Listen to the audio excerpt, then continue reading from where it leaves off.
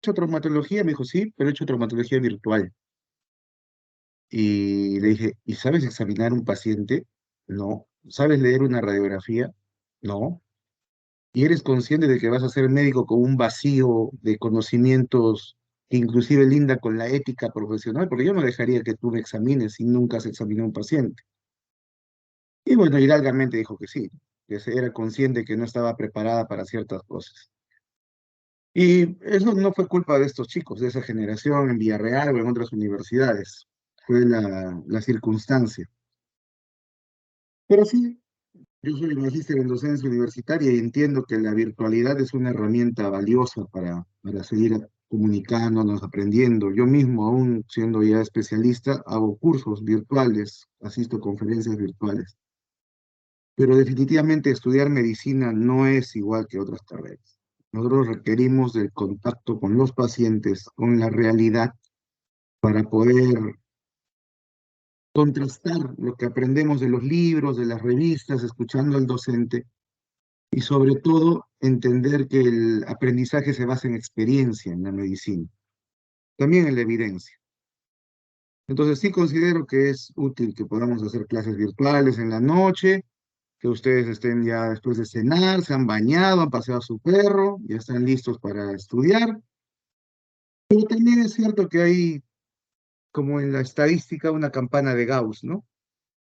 Hay alumnos muy buenos, comprometidos, que prenden su cámara, están tomando apuntes, quizás hagan preguntas.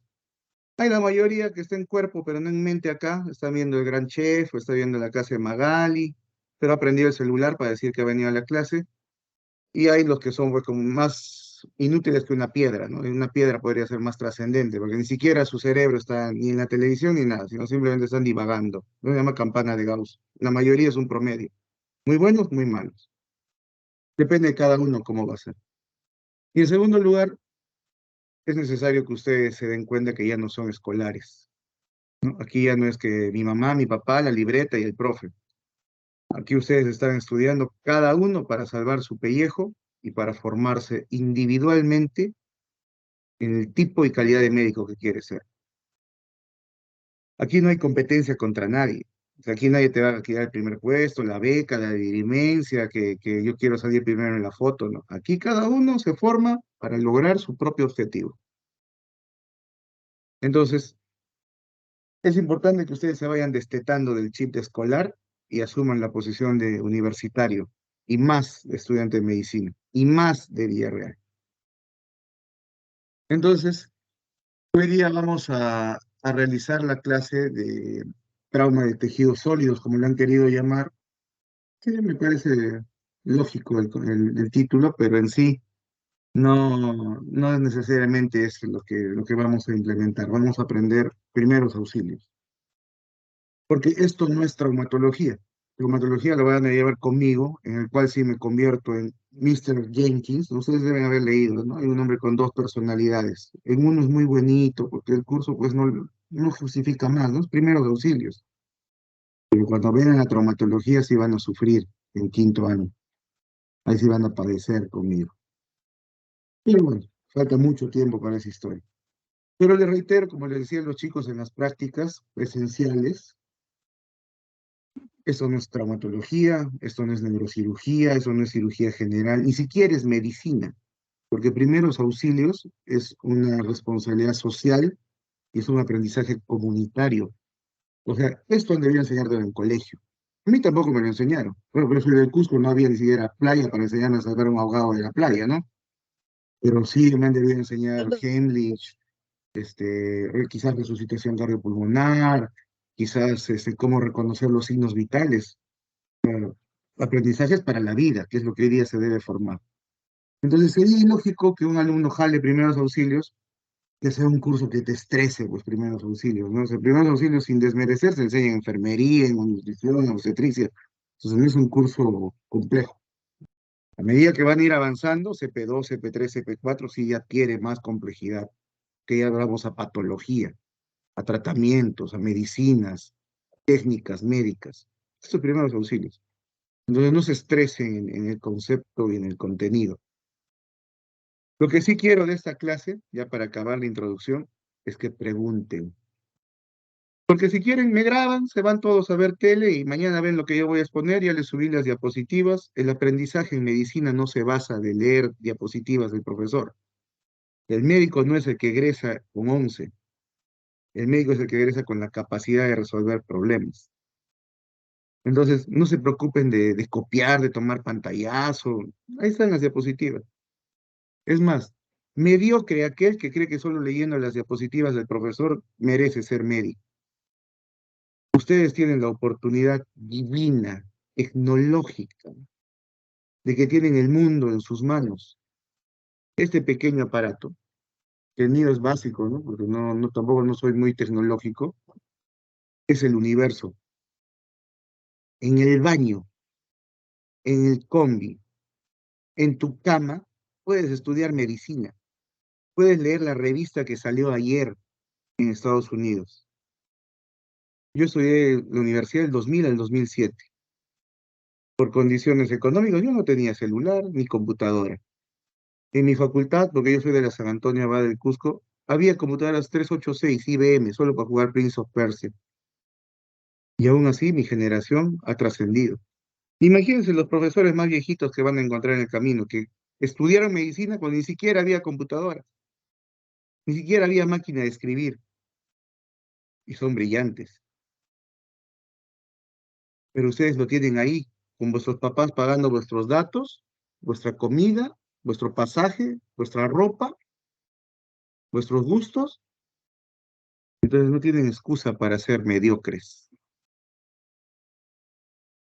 Mediocre, ¿no? Ustedes tienen que ser excelentes, mejores cada día. Y no hay excusa. Ay, doctor, no tenía de dónde leer. Ay, doctor, eso era la excusa en la pandemia. Se me fue la luz en mi barrio. Ay, doctor, ya depende de cada uno. O sea, si quieren, le ponemos 20 a todos y pasen el curso. Eso no va a decir qué tipo de persona y médico eres. Eso te lo vas a decir tú mismo mirándote al espejo cada mañana. ¿Qué clase de estudiante estás siendo?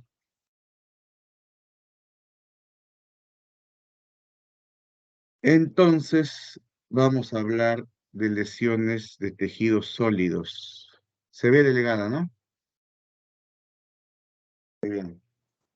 Yo soy Osvaldo Avendaño, soy traumatólogo del Hospital Hipólito Unanue, que está ahí al costado de la universidad, y me encargan este tema, que fundamentalmente esguinces, luxaciones y fracturas, pero desde el enfoque de primeros auxilios. Esto no es patología, no es técnica quirúrgica, no es anatomía ni siquiera.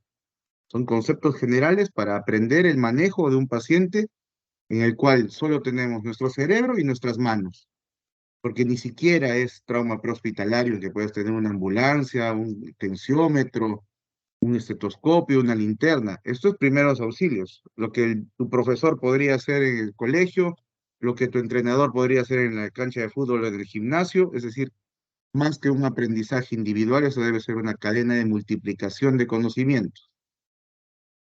Entonces, hablar de lesiones sólidas es hablar de la estructura musculoesquelética, huesos, músculos, tendones, ligamentos, cartílagos, pero objetivamente hablar del sistema locomotor, o sea, lo que es movimiento.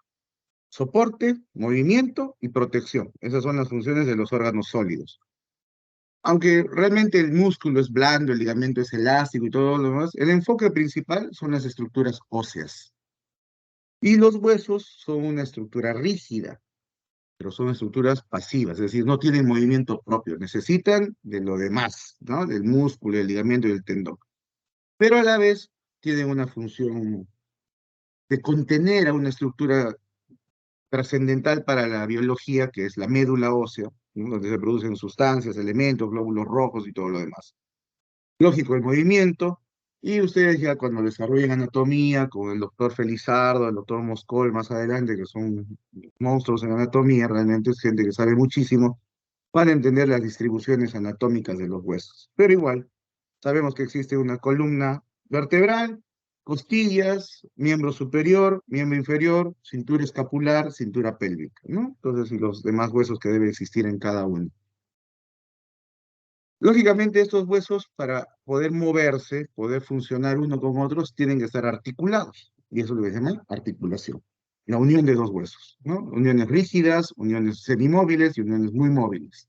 En sí, una articulación es una unidad funcional, un conjunto de estructuras, tanto así que hoy en día se considera un órgano la articulación, ¿no? Así como el corazón, el cerebro, la articulación es un órgano y que tiene estructuras anatómicas propias, ¿no? Pero básicamente son los ejes de movimiento, ¿no? Los huesos son pasivos, las articulaciones son las generadoras de movimiento activo.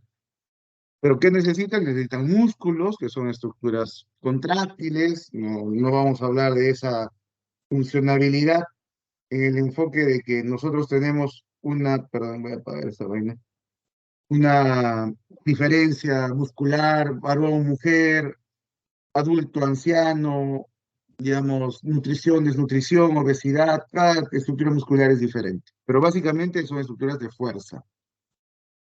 Los tendones, el complemento del músculo que se va a insertar en el hueso para generar la energía, el transporte final del movimiento. Nociones generales. Lo que estamos conversando hoy día objetivamente es lesiones, pero lesiones que pueden ser simplemente banales, pero que dependiendo del huésped, es decir, de la víctima, van a tener cierta trascendencia. No es lo mismo que yo, 40 años, 90 kilos, 1,75 m, me caiga sentado de mi cama y me golpee la nalga y el muslo, que mi abuelita de 95 años, osteoporótica, se caiga sentada en la cama y se rompa la cadera. El mismo trauma puede generar diferentes patrones de lesión en diferentes tipos de pacientes. Pero en líneas generales tenemos que dividir las lesiones osteoarticulares, musculoesqueléticas, como quieran llamarlas, en dos, lo que es directo y lo que es indirecto. Yo me voy a una marcha en la vía pública, ¿no? Defendiendo los derechos de los animales, que ayer ya algo coyuntural sucedió. Y hago escándalo, viene un policía y me mete un barazo, yo pongo mi brazo y me golpea el brazo y me rompe el cúbito, que es el hueso del antebrazo. Ese es un trauma directo, un impacto. Mientras que, por ejemplo, yo estoy jugando fútbol en el parque, meto mi pie en un hueco, giro mi pie y mi rodilla se va en rotación interna, es decir, al este, y mi pie se va al oeste, esa torsión genera un trauma indirecto. Eso lo van a entender mejor en traumatologías cuando veamos biomecánica de las fracturas. Pero es algo así simple, ¿no? Choque directo, energía directa, trauma directo. La fuerza alejada del sitio de la lesión, trauma indirecto. Eso está descrito ahí, ¿no? Hiperextensión, hiperflexión, rotación o torsión, como quieran llamar. Es la forma en que las fracturas se pueden suceder. Pero en la vida real esto es teórico, porque nadie te va a decir cuando digan, oye, ¿qué pasó? Yo soy estudiante de medicina y nadie te va a decir, sí, he sufrido una hiperextensión de mi rodilla en un valgo forzado y creo que tengo una lesión tipo ligamentaria. No, entonces te dicen, me caí, me torcí. Y en sí, en eso tú tienes que basar tus decisiones de ayuda o de tratamiento. Porque como les repito, esto no es traumatología, esto es primeros auxilios. Y en simple, esta clase se divide en tres contenidos: fractura, luxación y esguince. La fractura es la lesión ósea, hueso. La luxación es la lesión articular. Y el esguince es también una lesión articular, pero exclusivamente de los ligamentos. Entonces, ahí describimos algunos síntomas y qué se tiene que hacer en simple a la hora de enfrentar cada uno de ellos. Pero recuerden, y a manera de noción general para que la arrastren el resto de su vida, es como cuando yo les pregunte, ¿no? ¿Dónde queda el apéndice? En la fosa ilíaca derecha, que es la zona inferior y derecha del abdomen. Esos se llaman aprendizajes o saberes trascendentales. O sea, nunca vas a encontrar un apéndice en otro lado. Como decir, ¿cuántos pulmones existen? Dos. O sea, son saberes fijos. Nunca van a borrarse de tu mente, ni modificarse, ni una investigación nueva, ni aunque la NASA encuentre un extraterrestre, siempre el apéndice va a estar ahí, siempre va a haber dos pulmones, siempre va a haber dos ojos, algo así, ¿no? Esos saberes son fijos. Entonces, fractura es hueso, luxación es articulación y esguince es ligamento. Eso es noción trascendental para toda la vida. Pero Ninguna de esas lesiones puede hacer o puede tener un diagnóstico pleno simplemente con tocar a un paciente, ¿no? Tendrías que ser Jesucristo o Superman para tener vista a rayos X, es decir, tocando a un paciente que tiene una lesión dolorosa, con deformidad, con aumento de volumen en el hombro, tendrías que tener una habilidad radiográfica para decir, no, eso está roto, o eso está luxado, o esto es solamente un esguince. La confirmación de estos diagnósticos necesitan estudios imagenológicos. En otras palabras, radiografías. Y eso no lo haces en primeros auxilios. Ni siquiera lo haces en el ámbito prehospitalario de una ambulancia o de un paramédico. Lo haces en un hospital o en un centro relativamente implementado. Pero igual, tenemos que conocer esas potenciales lesiones para poder entender si a qué nos estamos enfrentando. Aunque en muchos casos, las características clínicas, van a aprender más adelante la palabra semiología, que es el estudio de los signos y los síntomas para hacer diagnósticos. Paré, ¿no? Besalio y toda la gente que estudió, o los padres de la medicina en 1700, 1800, no tenían ni siquiera estetoscopios.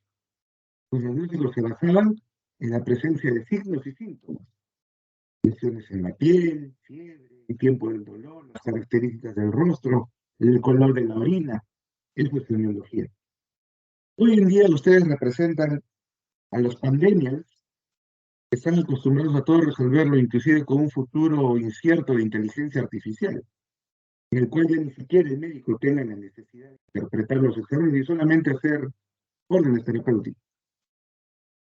El médico peruano es un médico formado en carencias.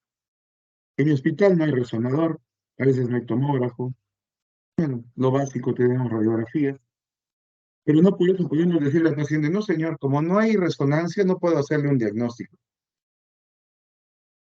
Y esta fortaleza basada en carencias, que es una forma de crecimiento, nos ha permitido evolucionar a la par con la tecnología y no depender de ella, como en Estados Unidos, que es muy diferente porque los médicos necesitan la tecnología para hacer un diagnóstico o un tratamiento. Vayamos al hecho fundamental de que las características de estas lesiones son casi similares. Tres datos o tres signos, síntomas principales: dolor, deformidad y impotencia funcional. En los tres cuadros va a existir lo mismo. En algunos más severo que en otro, en algunos más doloroso que en otro, en algunos más hinchado que en el otro, en otros más inestable que en lo que sea, pero son comunes: dolor, deformidad e impotencia funcional. Aquí algunas referencias simples, silvestres, domésticas, digamos, de cómo tratar cada lesión. En sí, la fractura es la ruptura de un hueso, ¿no? Los mecanismos ya lo sabemos, directo e indirecto. Hay diferentes trazos, a veces los síntomas pueden ser comunes, aunque pueden confundirte de acuerdo a la tolerancia del dolor del paciente. Y como les dije, el diagnóstico definitivo es radiográfico. Hay dos características fundamentales relacionadas a la fractura que pueden tener cierta importancia a la hora de nosotros atender a una víctima en el lugar del accidente como noción de primeros auxilios. Primero, el daño de la piel, que lo más importante es que se divida entre si hay heridas y no hay heridas acompañando a la fractura. En el caso de que haya heridas, se llaman open fractures en inglés, o sea, fractura abierta. Los latinos preferimos llamar la fractura expuesta, y las fracturas cerradas, en las cuales no hay heridas, la piel está intacta, de repente amoratada, hinchada, pero no ha habido pérdida de la continuidad de la piel. Es decir, la piel está sanita. Cuanto más energía, más potencialidad de lesiones abiertas. Doctor, vengo porque estaba caminando a una fiesta y me puse un taco 10. Soy una persona de talla baja de 1,50 m promedio peruano, y me doblé porque usé taco 10 y me doblé mi tobillo. Eso es baja energía. Es imposible que haya una herida, una exposición. Pero si me dice, doctor, yo estaba llegando tarde a la universidad, no me di cuenta, me bajé en evitamiento, crucé la pista y me agarró un combi, me hizo volar 20 metros. Eso es alta energía. Ahí es muy probable que haya fracturas expuestas o politrauma, que es el concepto general de un paciente que tiene lesiones de muchos órganos. Hay una representación gráfica y una representación vívida de una fractura expuesta. Y esto, colegas, porque aunque estén en primer ciclo, ya son parte del grupo, solamente se va a ver si van al hospital. Si prefieren estar en su feria de embriología, dedicados como las abejitas del panal a generar un ambiente familiar, comunitario, alegre, de distensión y mucho crecimiento en la empatía de grupo, no van a ver pues esto. Sigan en sus ferias de embriología, sigan haciendo sus fiestitas de cachimbitos. Esto es lo que les va a hacer aprender la vida real. Por eso tienen que venir a la guardia, a la emergencia. Esa es una fractura expuesta. No voy a entrar en detalle de la clasificación. Se darán cuenta que la imagen superior es una rodilla, la imagen inferior es una pierna. Y en los dos esquemas laterales ven lo que es una fractura abierta, en la cual el hueso se ha salido a través de la piel. Puede haber regresado, ¿no? Espontáneamente, pero igual ya rompió la barrera de defensa de la piel. Y la otra es una fractura cerrada, en la cual no ha habido daño a la piel. Así de simple, abierto y cerrado. Más ejemplos, ¿sí? Algunos del hospital, algunos no. Ahí lógicamente hay que hablar también de las amputaciones, porque a veces el trauma es tan severo que ya no llega a la pierna, o llega primero el paciente y en el taxi siguiente llega a la pierna, ya daños muy complejos de reparar, brazos, piernas, manos, dedos, balas, accidentes de tránsito, máquinas de obreros como lavadoras, retroexcavadoras, alta energía, ¿no? Hoy en día, lamentablemente, es muy frecuente encontrar, por ejemplo, pacientes, hoy día no me ha tocado, pero en el anterior guardia sí, baleados, que la bala entró y hizo una herida y rompió el hueso, y eso también es una fractura expuesta. Pero, como les digo, yo lamentablemente tengo que tener un límite entre lo que es traumatología y lo que es primeros auxilios. Les estoy mostrando imágenes reales, porque ustedes son médicos, ¿no? O sea, entienden que esto es la realidad. Cuidado que hayan herido mis susceptibilidades porque soy muy frágil para ver esas imágenes. Eso es lo real. Si se han metido a medicina es porque van a ver esto. Ya habíamos hablado de signos y síntomas, ¿no? Simple. Dolor, que lógicamente si lo toco, si lo muevo, va a doler más, por eso se llama aumento de la palpación. Impotencia funcional, que es básicamente el decir, ¿puedes mover tu mano? Sí, puedo mover mi mano. Pero a veces el paciente dice, doctor, no creo que esté roto porque puedo mover mis dedos, pero tiene el antebrazo hecho añicos, el cúbito y el radio. ¿Por qué? Porque hay continuidad de músculos, hay continuidad de tendones, el nervio está intacto y hay motricidad distal. Entonces no crean, no, como mueve los dedos, no creo que esté roto. Hay un adagio muy cierto en lo que es la cirugía, más que en la medicina, creo. O sea, dividir clínica de cirugía, en que siempre es mejor pecar por exceso que por omisión. ¿Qué significa? Si tú crees que se te va a caer ese muro que está delante tuyo, no cruces. Se llama intuición, porque se va a caer. Entonces, si tú crees que está roto, no dudes. Trátalo como si estuviera roto. Nadie te va a llamar la atención ni te va a hacer un problema médico legal por haber inmovilizado una lesión. Al contrario, si tú pecaste por omisión, pecaste en el sentido filosófico de la palabra, y no lo inmovilizaste probablemente en el transporte, en el tiempo que demora ese paciente en llegar a un hospital, a una clínica, a un consultorio, sí puede tener una complicación asociada a la ausencia de inmovilización. En común, hinchazón, amoratamiento, deformidad, acortamiento, X. La diferencia va a estar, por ejemplo, en la existencia o no de una herida, ¿no es cierto? Ya han visto ustedes en capítulos previos el concepto de hemorragia, ya no vamos a redundar en eso porque puede haber una fractura expuesta que a la vez dañe una vena, una arteria, y el paciente se nos vaya en charco de sangre, algún shock hipovolémico y se muere. Sobre todo en las fracturas de huesos largos, fémur, húmero, que son los huesos que más sangran. Ahí lógicamente hay que ver el manejo de hemorragia, compresión, torniquete, ver el estado del paciente y ver lo más rápido posible de transferirlo a un hospital para que se pueda compensar su hemodinamia. Los auxilios. Nadie sale de su casa en su mochila y dice, voy a llevar mi cuaderno, mi mochila, y por si acaso voy a llevar mi guante, mi cloruro, mi venoclisis, mi abocat, porque quizás estoy caminando por la calle y alguien se rompe el brazo de una fractura expuesta. No, pues. En primeros auxilios estás tú, tu cabecita y tus dos manos. Y nada más. Por eso este CP1 es bajo. Es imposible que una persona no apruebe CP1. ¿Qué hay que hacer en el caso de una fractura? Primero, no hay que moverlo, ¿no? O sea, la extremidad o el paciente.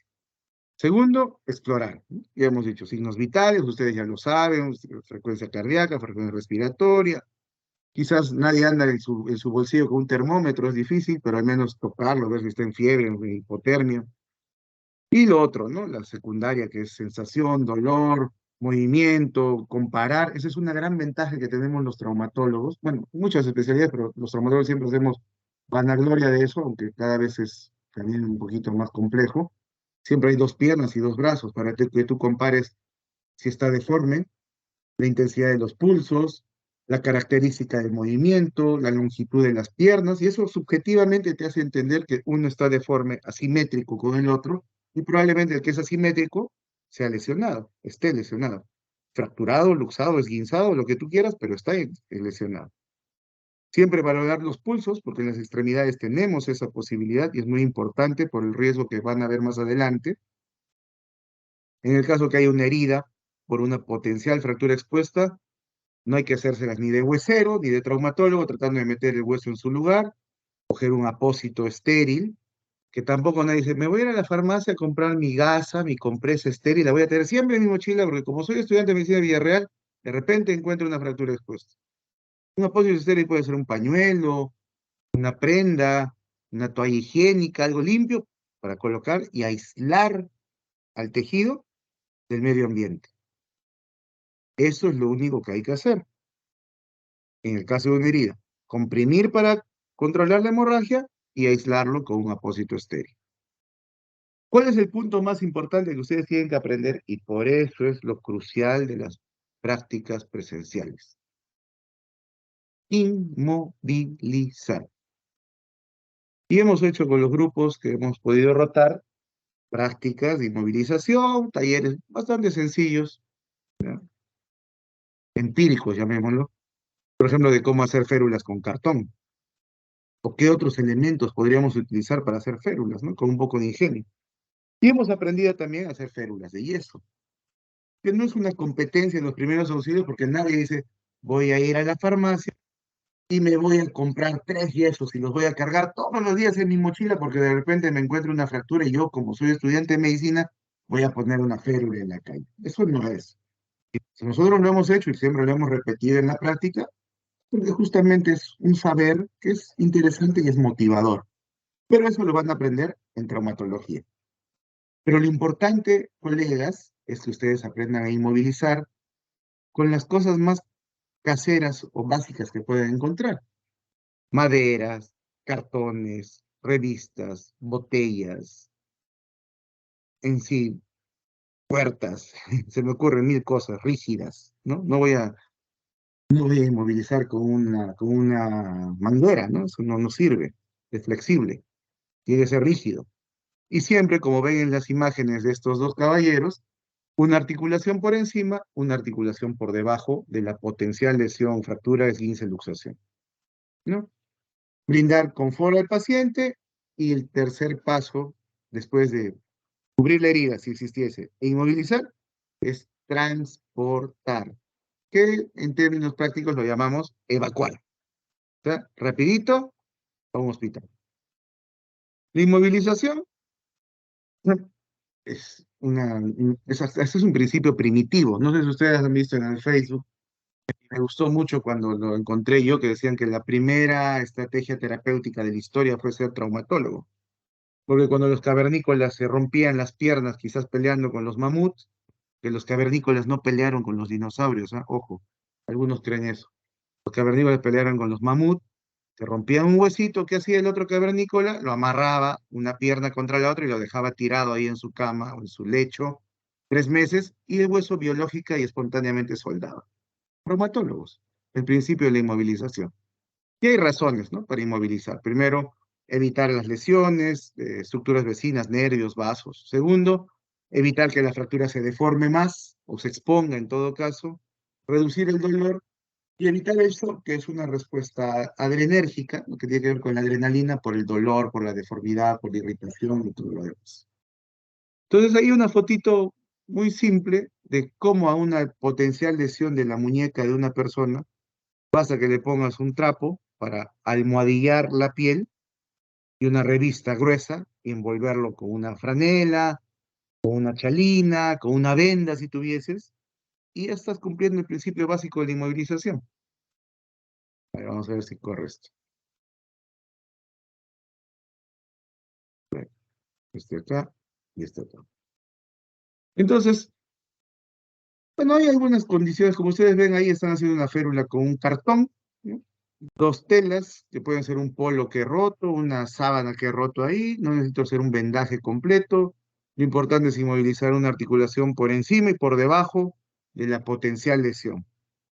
¿Cuál es lo importante? Tener gracia, pues, ¿no? Nos han mandado al nido nuestros papás para aprender a usar una tijera, tener un poquito de ubicación tridimensional, aprestamiento se llamaba en mi época, hacer cositas manuales, ¿no?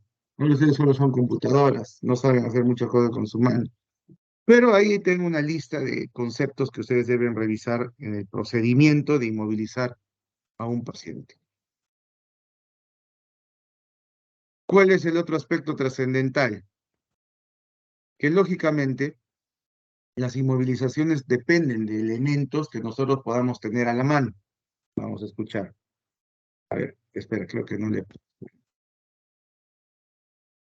El audio. A ver, aquí está. Aquí está. Listo. A ver, delegada, ¿se escucha? Sí, doctor. Ya. Sí, adelante. Hola, ¿qué tal? Yo soy Henry, soy paramédico y hoy vamos a hacer un escenario donde vamos a demostrar cómo inmovilizar el área de la rodilla. Bien, si bien nos encontramos a una persona, lo primero que tenemos que hacer es ver su estado de conciencia y focalizar, en este caso, mediante preguntas, dónde exactamente le duele. Si es que la persona está consciente, como ahora mismo tenemos acá a nuestro compañero, nosotros le haremos preguntas muy básicas, por lo menos en dónde le duele, si es acá, o es más arriba, o es acá. ¿Bien? ¿Le duele acá? Sí. Tocaremos con nuestras dos manos de una manera no invasiva, solamente buscando deformidades y hinchazón o de alguna manera bultos en el área comprometida, digamos en esta zona de la rodilla. Bien, posteriormente procederemos a ver alguna deformidad, en este caso el área de la rodilla o dislocaciones. Podemos también cortar lo que es la prenda de vestir contando con una tijera para de alguna manera exponer más la zona y verificar si es la rodilla o más abajo. Pero en este caso contamos con el apoyo de nuestro compañero que está consciente y nos indica que el dolor es justamente en la zona de la rodilla. Vamos a contar con una tabla inmovilizadora, en este caso súper sencilla, de manera de que podamos utilizarlas bien de esta manera y unirlas con una venda básica. Esto también puede ser suplantado con algún tipo de cinta o correa que pueda de alguna manera sostener estas tablas a los costados de la zona afectada. ¿Qué es lo que queremos lograr hoy? Tratar de inmovilizar la rodilla de su forma normal, ¿no? De su forma anatómica. Si en caso la persona que refleja el dolor en la rodilla está un poco de alguna manera torcida, no necesariamente fracturada, sino torcida, fuera del eje normal anatómico, nosotros debemos llevar esa extremidad a la posición anatómica más correcta. En este caso el proceso es pasar nuestra mano por debajo de la zona lesionada y ubicar esta por debajo en la zona popltea, en esta parte que está acá. Bien, posteriormente va a funcionar como una especie de pala y la otra mano sostendrá acá esta parte del zapato en forma de que podamos traccionar hacia allá y a la misma vez sostener. Fíjese bien el movimiento con mucho cuidado y tenemos una alineación de la extremidad y de la zona afectada. Utilizaremos este elemento, el día de hoy va a ser mucho más fácil, bien, para poder sostener y movilizar su zona afectada. Fíjese bien que el elemento está en la misma continuidad de la zona afectada. Eso es. Muy bien. Poco a poco haremos un vendaje donde vamos a sostener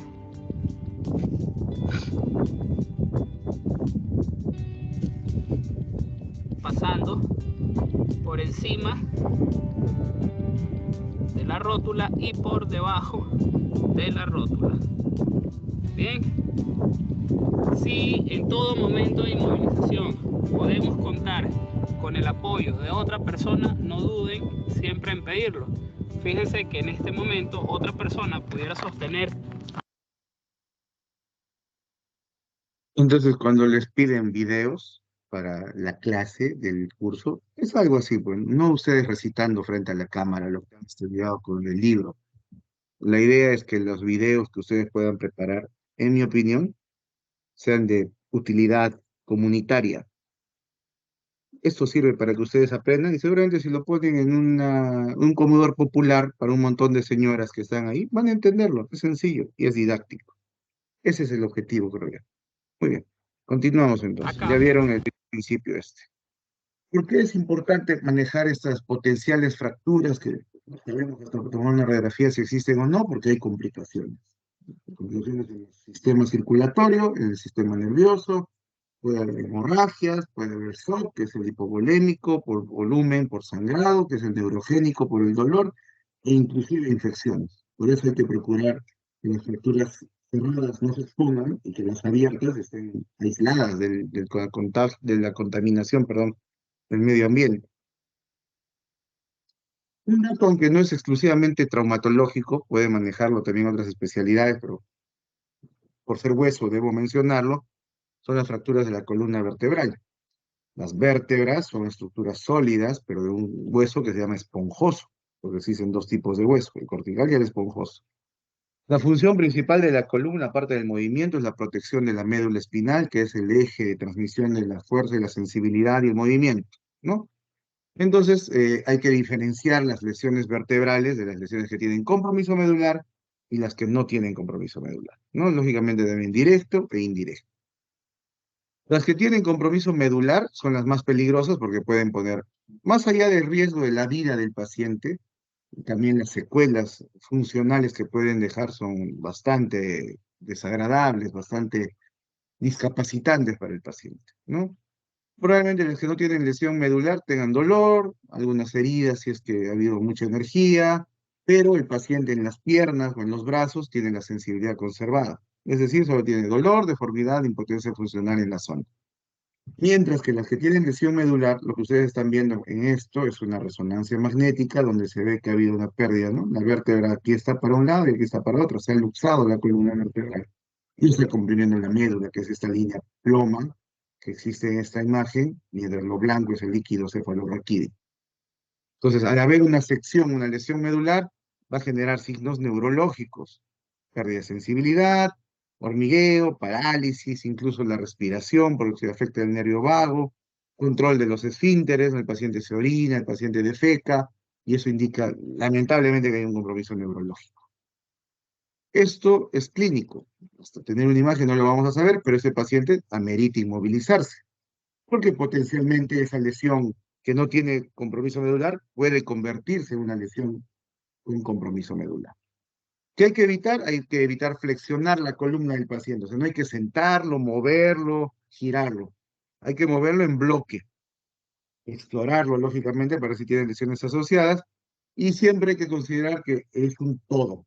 El cuello, bueno, la cabeza, el cuello y el cuerpo. Las extremidades bien influyen, pero lo lógico es el bloque de la cabeza hasta la pelvis, no mover la columna. Como ustedes están viendo ahí, en esta imagen esquemática, se usa esta camilla, por ejemplo, que es como una tijera, en la cual tú no tienes que movilizar al paciente, sino simplemente aproximar los extremos de la camilla y automáticamente te va a permitir elevarlo y transportarlo. Primeros auxilios, inmovilización y transporte. Por ejemplo, hay algunas características especiales, ¿no? Como una gestante. A una gestante, por la presencia del feto en el vientre, hay posiciones en las cuales puede posicionarse, valga la redundancia, y en las cuales no, por el riesgo de que llegue poca sangre al feto. Les dejo la idea para que la exploren hoy día y la vean. No puede ser en Google, sino en un libro o una revista interesante. ¿Por qué? ¿Hacia qué posición debe lateralizarse una gestante? Pues de repente vienen en el examen, porque si yo digo que lo estudien y no lo han estudiado, no van a aprobar. No estudien las diapositivas, yo no hago preguntas de las diapositivas. Entonces, ¿qué hay que hacer? Hay que explorar, hay que socorrer y hay que evacuar. Explorar son los signos vitales, todo el paciente. En primeros auxilios no corresponde desnudar al paciente, ya eso se hace en pre-hospital, que va a ser CP2 para que ustedes aprendan. Socorro, socorro que no es tu vecina, sino socorro es pedir ayuda, para que estar solo de repente no va a ser tan eficiente como estar entre dos y transportar a una persona en camilla. En lo lógico es que no hay que mover el cuello, por eso ustedes aquí ven la peculiaridad de que hay unos bloques amarillos que representan bloques rígidos para que la cabeza y el cuello, asociado a un collarín, no se mueva como ese tigrecito que está en el taxi que mueve la cabeza, mueve la cabeza. Eso puede lesionar severamente la columna cervical y generar desde una cuadraplegia hasta una sección medular. Y bueno, siempre hay que tratar de brindar el estado de protección al paciente, ¿no?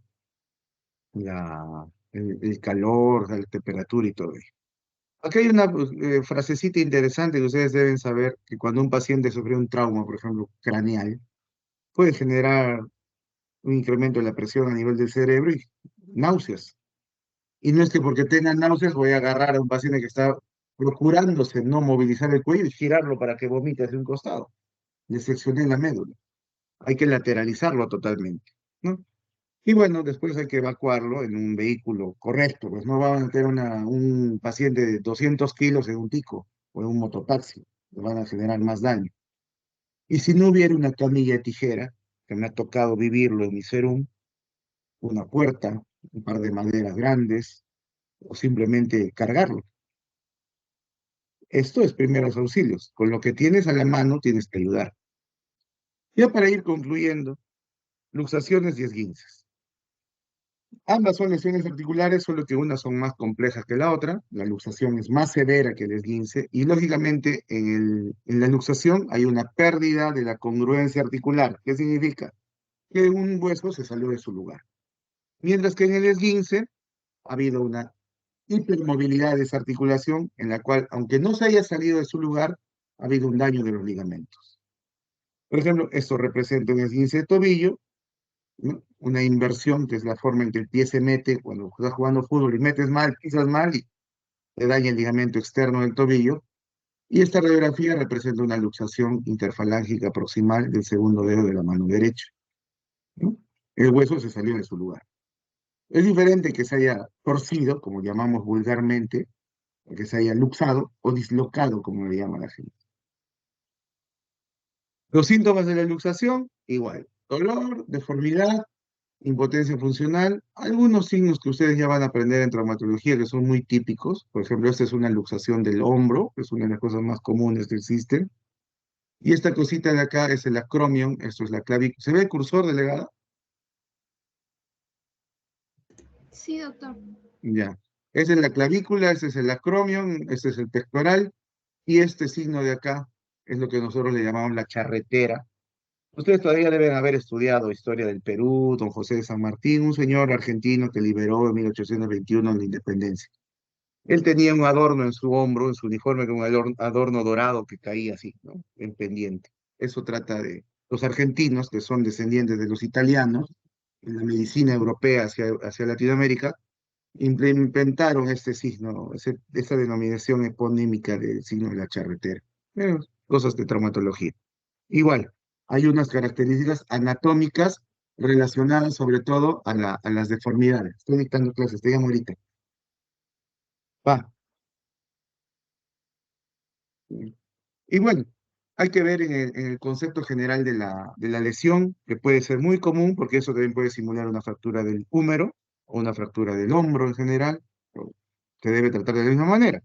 inmovilizar y transportar. ¿Qué hay que hacer? Como decíamos, inmovilizar, nunca intentar devolverlo a su lugar. Probablemente ustedes encuentren a este paciente, se cayó del tercer piso que estaba pintando la casa y se cayó, pisó mal y se le luxó el tobillo. Aquí evidentemente hay una luxación, pero a nadie se le va a ocurrir decir, no, yo estudio medicina y he hecho CP1 virtual con el doctor Avendaño y me ha dicho que las luxaciones se deben tratar. No. Así como está, le pones una maderita, un cartoncito, le pones un hielo y lo evacúas. Nunca traten de meterlo en su lugar. Eso no es primeros auxilios. Primeros auxilios es inmovilizar y transportar. Y bueno, algunos datos importantes para el transporte. Vamos a reducir la delegada. Ya. Mantener el entablillado en su sitio. Vean ustedes en un caso de una fractura cerrada, por ejemplo. Ahí arriba hay un ejemplo de un entablillado del muslo, de la pierna, con una madera. Sobrepasar siempre una articulación por encima y por debajo, una tabla, un metal, un tubo de plástico. Yo he visto hacer férulas de tubos de desagüe limpios, lógicamente, pero de tubos, ¿no?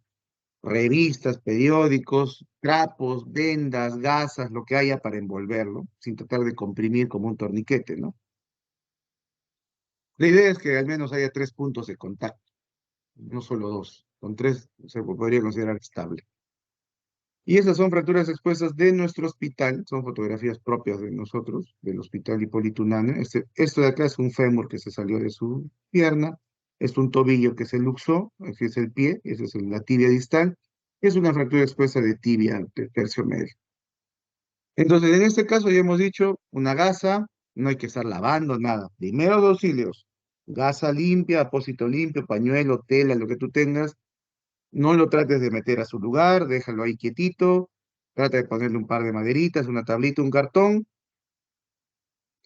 Lógicamente no hay que estar movilizando al paciente, porque si ha tenido una lesión de este tipo, puede ser un paciente con muchas más lesiones en otros órganos, y no hay que para nunca, nunca, para nada tratar de devolverlo a su lugar. Ya habíamos dicho, gasita, venda, limpia, nada de otro mundo.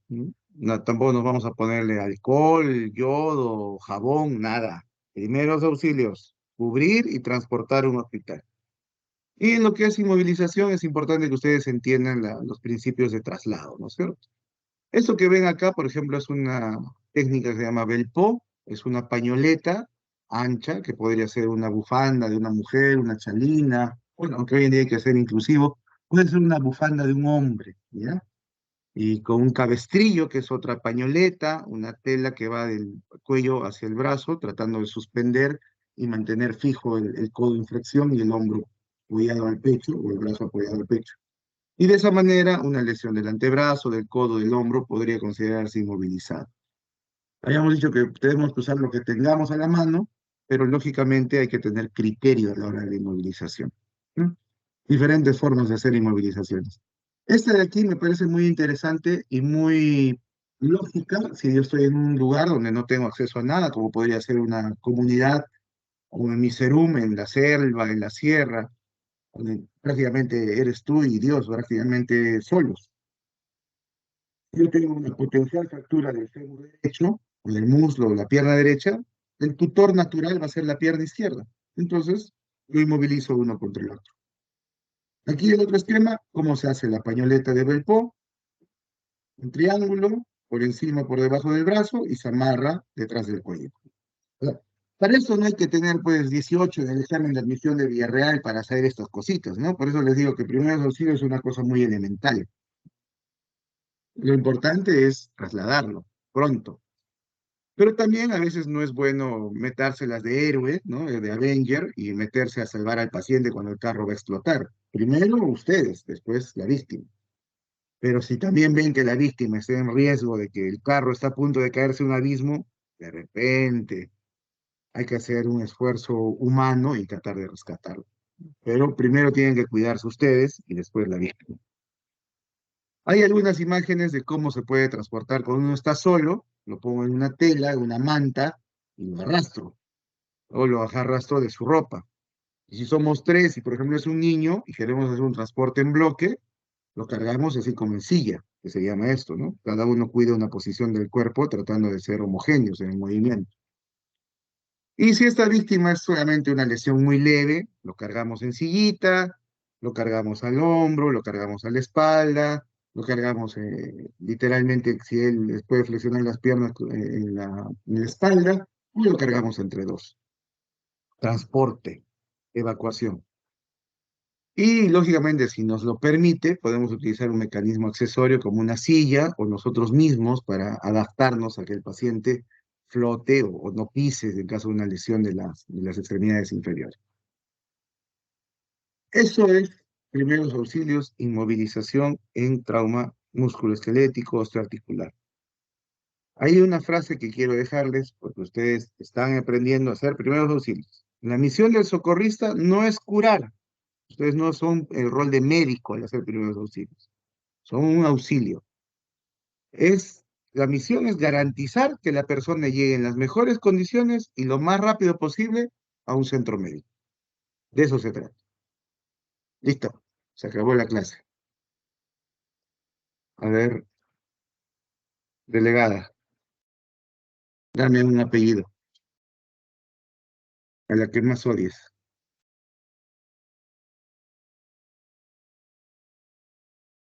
Muy bien, coronel. ¿Qué es una fractura?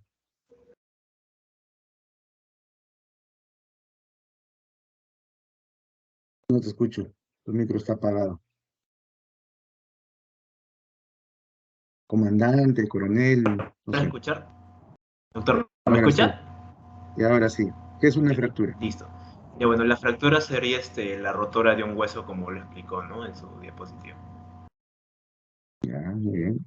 Yo lo acepto, porque cuando eso me lo dice la señora técnica de enfermería que empuja las camillas en el hospital, porque eso es el concepto general, común. Pero cuando llegues a traumatología y seas más avanzado en la carrera, eso es una aberración técnica, ¿no? O sea, hay términos que los médicos debemos utilizar.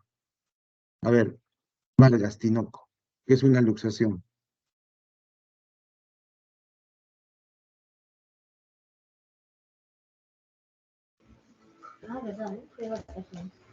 Doctor, buenas noches. Buenas noches. Es, es cuando el hueso sale de su lugar. No, me suena a fractura también, ¿no? Cuando dos huesos se separan de su continuidad habitual, ¿no es cierto? A ver, ¿y qué es Uribe Martínez Tracy con su habitación tipo Barbie? ¿Qué es un esguince? Buenas noches, doctor. Un esguince son las lesiones articulares que una persona puede sufrir en los ligamentos. Ya, esa es la palabra. Lesión de los ligamentos. Lo demás fue floro. Muy bien. ¿Qué dice Soria Granados, Camila? Dame 5 cosas que tú podrías utilizar para hacer una férula, en caso de una fractura, un esguince, una luxación. 5 objetos. eh, un cartón, una pañoleta,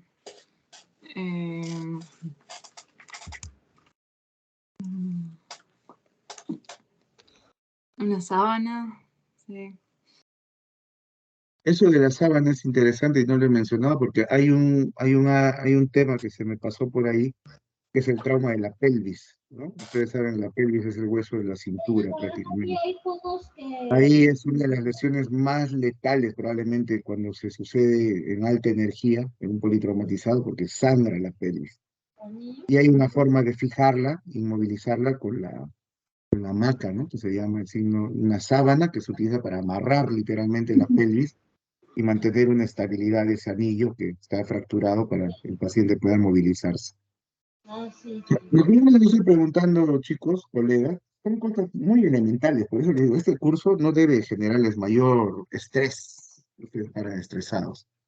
Es lógica, pero tienen las guías de primeros auxilios, que son muy, muy esenciales, solo que tienen que usar su criterio, y eso es una cosa que los médicos tenemos que otros no tienen, tenemos criterio, saber usar, decir y hacer las cosas en el momento preciso. ¿Cuáles son los mecanismos de fractura, Anderson Cornejo?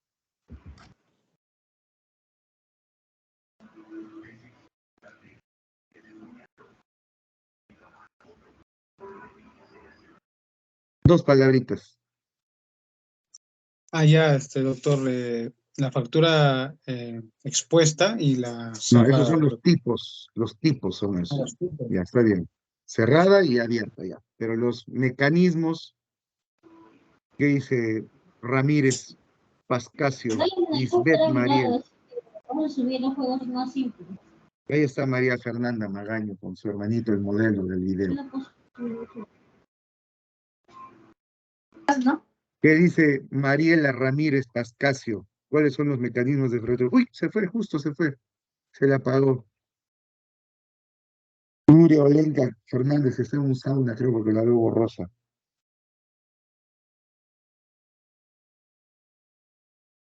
Debe estar ahí, siendo como si fuera una... No te veo, hija, no te veo, estás borrosa, pero vamos a ir a alguien más. A ver, como Tom y Jerry, Tom Cruise Balky. ¿Cuáles son los mecanismos de fractura? Fractura directa y fractura indirecta. Ya, muy bien. Es bien simple, o sea, no se hagan mundos. Muy bien, ¿alguna pregunta? Si no preguntan, que han entendido todo o no han entendido nada. Y bueno, igual algún día lo entenderán. Pero como les digo, esto no es patología, chicos. Esto no es traumatología, no es anatomía, es nociones generales para atender a una persona que jugando fútbol se tuerce, trabajando se dobla, se cae, se golpea, la abuelita que se puede haber roto la muñeca tendiendo la ropa. Y te dicen, oye, tu abuelita se ha roto. Y tú dices, llame a un médico. No vas a hacer eso, pues, ¿no? Vas a decir, bueno, traigan un cartón, traigan una madera, abuelita, te voy a envolver, te voy a poner hielito, no te vamos a frotar, porque lo peor sería frotarte porque se hincha, y vamos al hospital. Es los primeros auxilios. Lo bueno es que traumatología no mata, ¿no? O sea, los huesos no matan. Bueno, en lo banal de la energía. Un baleado si se va a morir, ¿no? Si tiene mil huesos rotos. O un atropellado por un camión si se va a morir. A ver, Matías Sebastián Quispe pregunta. Disculpe, doctor, pero creo que primero estaba mi compañera, no. No te preocupes, Bueno, ya, yo leo. Ya, a ver. sí.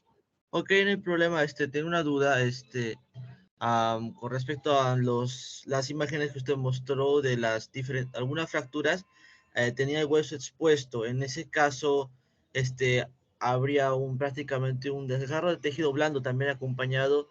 En ese caso, sería pertinente también tratar con la herida, o sea, por así decirlo, evitar, primero sería también la hemorragia. En esos casos, sería prioritario prevenir una infección, si mal no me equivoco. Sí, pero no es tu tema. Eso es primeros auxilios. ¿Cómo vas a prevenir una infección en primeros auxilios? Tema es cubrir la herida o la fractura con un trapo limpio, una gasa limpia, ponerle una compresión si es que ves que está sangrando mucho, ponerle 2 maderitas, una tablita y llevarlo al hospital. De acuerdo, tiene mucha lógica lo que dices, doctor. Una fractura expuesta condiciona el mayor riesgo de infección para un paciente. Pero estamos en CP1, no estamos en traumatología. Como que yo ahorita les empiezo a hablar de fijación externa, que es el tratamiento de una fractura expuesta. No tiene sentido. Las competencias, que son, o sea, competencia de ser competente, no de competir uno contra el otro, son progresivas. Primero enfóquense en esto. En CP2 vamos a ver otra cosa, porque el próximo semestre, si es que pasan, ¿no? Porque no van a jalar por esto, van a jalar por embryo, por esas cosas. Si es que pasan, vamos a hacer CP2 y vamos a hablar de otro enfoque en el trauma musculoesquelético. Y así sucesivamente, CP2, CP3, CP4, hasta que llegue a traumatología y ahí sí van a saber otros conocimientos. Agradezco tu pregunta, es cierta. La idea es prevenir la infección porque la barrera de la piel es la protección del hueso, pero no está en este momento en discusión ni en aprendizaje. ¿Ya? Muy bien. Mayumi Arcos, estás en una ouija. No veo nada ahí.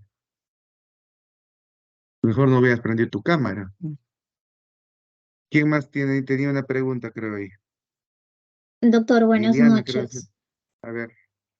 Puntuales, Sí, hijos, puntuales. Así. tenía una duda. Si un niño Dime. tiene una dislocación del codo de los huesos radio y cúbito, y con el tiempo este niño no se trata, ¿no? ¿Se puede operar años después? O sea, si Bueno, solo le ahora, dan primeros auxilios, pero no llegan a darle una buena corrección. ya, de acuerdo, entiendo tu pregunta. Este, y no deja de ser real, y cuando ustedes salgan de su burbuja de creer que Lima es el Perú y vayan a los pueblos más lejanos de la sierra y de la selva, se van a dar cuenta que muchos niños no tienen acceso a un médico y menos a un traumatólogo. Y a veces el huesero del pueblo, el sobador, lo atiende y sin ningún tipo de criterio, ninguna imagen, y los deja a veces con secuelitas. Y afortunadamente debo decirte que sí, no te voy a decir que en todo lado y en todo lado queda bien, pero sí, o sea, hoy en día la tecnología, los materiales, sí permite una corrección de secuelas infantiles, pero lógicamente nunca va a ser perfecto. Pero sí, tu pregunta va a que las secuelas son definitivas y permanentes. Creo que hoy en día ya la tecnología en nuestra especialidad ha evolucionado tanto que sí nos permite al menos retroceder y llegar a un grado, porcentaje de funcionabilidad aceptable. Pero ¿de qué se trata eso entonces? Como primeros auxilios basado en tu pregunta, ¿no? Porque un verdadero enfoque de esto es de una crisis sacar una oportunidad, ¿no es cierto? De una pregunta que puede ser un problema, generar una experiencia. Y que tenemos que educar a la gente a que aunque tenga, pues, yo puedo creer que allá en Chumbivilcas, que es el sitio más lejano de ni agua potable ahí de mi tierra, no llega un médico. Pero ¿cómo puede ser que aquí en Lima, que con una moto de 2 soles estás a 20 minutos de un hospital y sigues llevando a tu hijo al huesero? Teniendo CIS todavía, que no vas a pagar nada. Entonces, ¿cuál es nuestra misión como médicos a futuro? Educar a la población, que tiene que ir a los hospitales y no caer en lo empírico, porque nosotros somos peruanos, serranos, tenemos culturas, tenemos creencias antiguas, ancestrales, y que arrastran pues estas costumbres, que no son pues hoy en día correctas. Entonces, eso es nuestra misión, educar a la gente a que no caiga en este vacío. Nikita, no te escucho. ¿Se me escucha ahora, doctor? Y ahora sí. Ya. Mi pregunta era, según su experiencia, ¿cuáles son los principales errores que tienen los primeros respondientes al momento de realizar la inmovilización? Muy buena pregunta. Primer error, y lo voy a decir de carne propia, es que a veces a los que podríamos tener un conocimiento no nos gusta acudir, ¿no? O sea, primero que hemos perdido la humanidad, y sucede, hasta en la tele se ve, ¿no? Lo están golpeando a uno y uno no se acerca a defenderlo. Segundo, el error típico es tratar de querer resolver el problema en ese momento, ¿no? O sea, tú ves una pierna que está doblada y deforme y tratas de acomodarla. O ves una persona que está en una posición de defensa, que se llama posición antálgica, y tratas de enderezarlo. O sea, forzar un movimiento en el cual probablemente la extremidad o el cuerpo esté tratando a sí misma de protegerse por una antalgia que se llama, o sea, luchar contra el dolor para que no se mueva. Tercero es no conocer las técnicas de inmovilización. Ese es un error crítico, ¿no? O sea, la gente, y a veces me llegan al hospital, a la guardia, cosas inverosímiles de inmovilización, ¿no? O sea, lo que sabe hacer muy bien la gente en el vulgo, o sea, llamemos a la comunidad, a la población, es hacer torniquetes. Eso sí no lo niego. Tienes que hacer torniquetes hasta con cables de luz, correas, mangueras, todo. La gente sabe hacer muy bien, pero inmovilizar es un vacío que muchos no dominan. Y que, lógico, nosotros como médicos, cuando ustedes sean serumistas, cuando ustedes sean en una posta, en una clínica de repente comunitaria, tienen que enseñar a la gente a inmovilizar. Pero lamentablemente, esto, como les digo, deberían enseñarnos en colegio. Entonces, cuando ustedes sean serumistas y vayan a sus comunidades, vayan al colegio y así como tienen que enseñarles a lavarse las manos, enséñenles primeros auxilios, es lo más importante. Porque ustedes creen que en primer ciclo de contabilidad les enseñan primeros auxilios. No.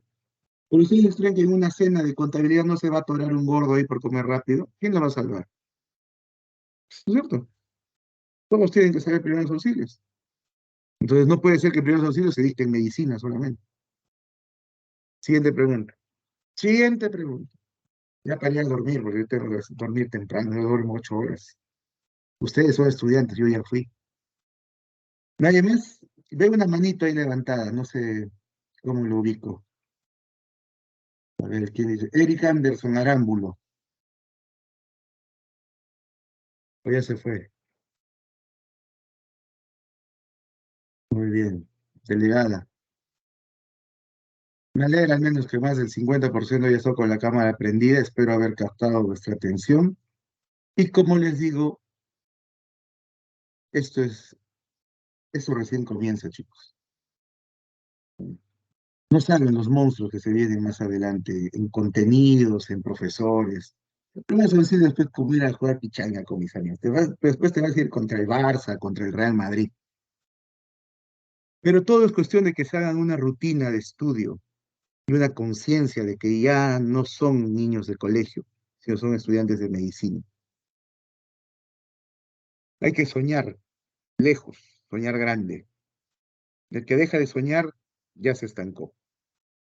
Proyéctense en lo que se vende acá 20 años, ¿no? Yo quiero ser el mejor neurocirujano, el mejor cardiólogo, el mejor epidemiólogo, pero el mejor. Solo así cada día van a despertar con ganas de estudiar.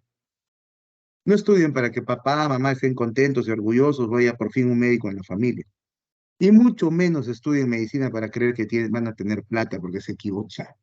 Como decía mi papá, se fregaron, porque ahora hay venezolanos médicos, está la Winner, está la Telesub, está la San Juan Bautista. Ahora cualquier pobre diablo puede ser médico, pero pues médicos son pocos, y eso depende de ustedes. Y como les digo, ahorita yo soy pues el avendaño bueno, ¿no? Cuando lleguen a trauma van a conocer al avendaño malo. Así es que estudien. Buenas noches.